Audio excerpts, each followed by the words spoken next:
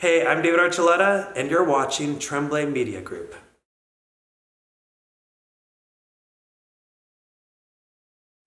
What's going on, guys? Zack Tremblay here in Los Angeles, California with an old friend, David Archuleta. Hey. How you doing, man? Doing great. It's so great to be here. It's been a few years. It has been a few years, and we were just talking about this before the interview. It's so great to kind of connect with people again and just be here and doing all of this. It's very exciting. But we are here today to celebrate your brand new single, Afraid to Love, which is absolutely amazing. Oh, thank you. I'm gonna be really real with you right now. It is my favorite song you've ever released. Oh my gosh, really? Like, hands down. Oh my gosh. Like, Crush who? Crush who? No, Afraid to Love, honestly, it feels like a brand new chapter for you. It feels like you have let go and just fully became the artist you were born to be. Oh, thank you. Tell us about this single. Like, from your perspective, what was this single to you? You know, the goal was just, initially was to get people to dance. I was like, I want a song that you would hear on the dance floor. And so but I still wanted it to be relevant. I can't help but make the song's message personable to my journey. Yeah. It's just a habit. And so it was about trying to come to terms with transitioning from one world into another world, being into the queer world. Coming from a very religious, conservative upbringing, that meant a lot to me, and wanting to help people understand my journey of why I was transitioning into this new, different phase that everyone was familiar with me, and some of the not so nice comments that would come from people. I was showing a part of myself that they didn't understand. And I think whenever something is different, it's scary, it's uncomfortable for people, it's foreign, so they start dehumanizing you.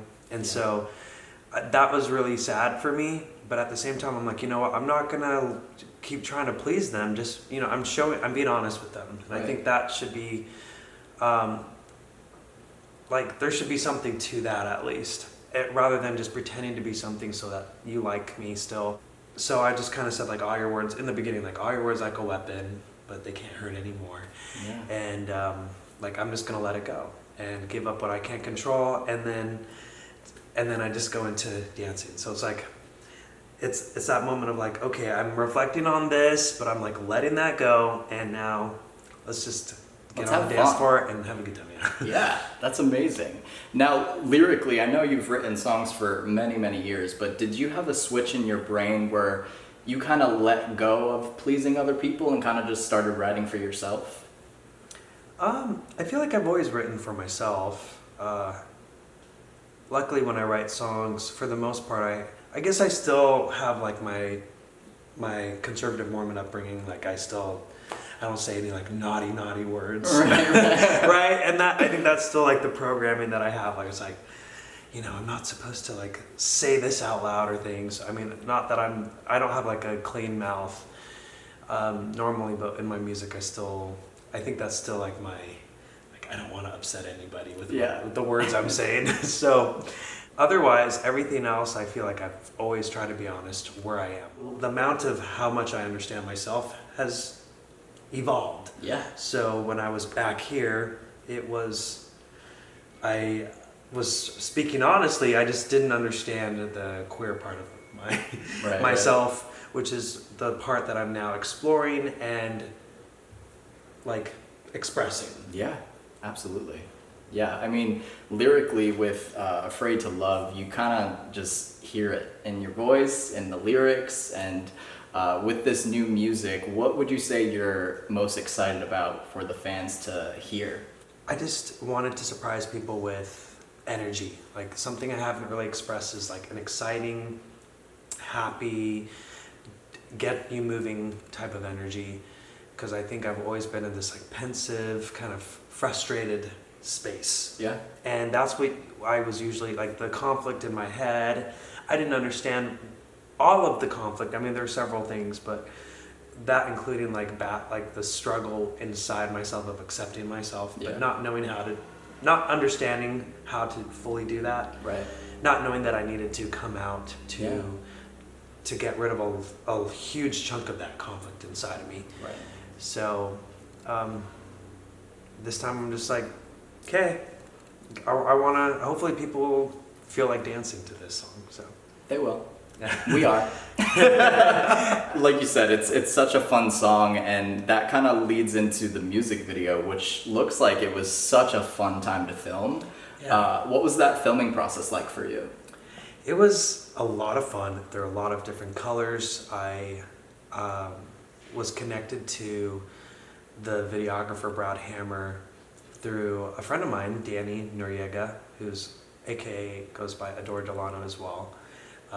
And when Danny connected me, because I was just like, I want to make a fun video, and Danny was like, I know some great people, let me connect you to them. And I was a little nervous because before I worked with videographers that my former label set me up with, but on my own I was like in Tennessee or Utah. Yeah. Both kind of like little bubbles as well. Of course. So to go with someone in LA who was in the like queer world, he had a similar upbringing, like he was raised religious, and we talked about that, and he was like, I understand what you want to do, like you want to express what a lot of us have, like a lot of people who before they come out they feel like they have to like hide like this, and that's why everyone like kind of bursts with color and like loud. And he understood the level. Like I didn't want to go too far, but I still wanted to have some like pizzazz to the video, and I wanted to push myself with dancing.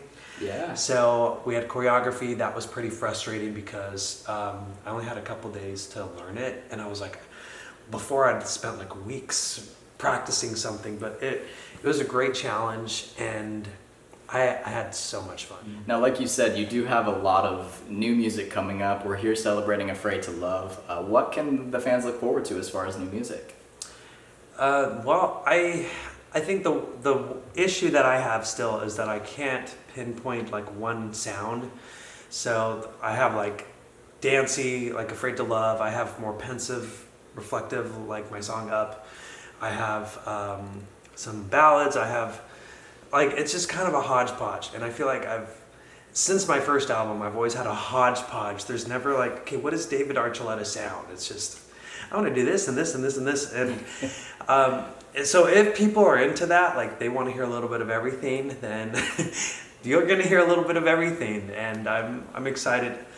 What I guess it all ties it together, other than the fact that I'm singing all the songs, is that it's about my journey and what I'm learning, discovering about myself, and the joy that I'm feeling in my life because I'm learning to embrace a side of me that I always felt I was supposed to be ashamed of and supposed to hate. Yeah. And to switch self-hatred to self-love is a really, really wonderful thing. And I hope people can experience that journey as well. That's so freeing. It's so freeing. I love that. Thank you. As a fan of your music, someone that's been listening to you since I was a teenager, your freedom in your music right now is so refreshing. It feels great, it feels right, and it feels like this is the artist you were meant to be. So thank you. Super proud of you as a fan. Thank you.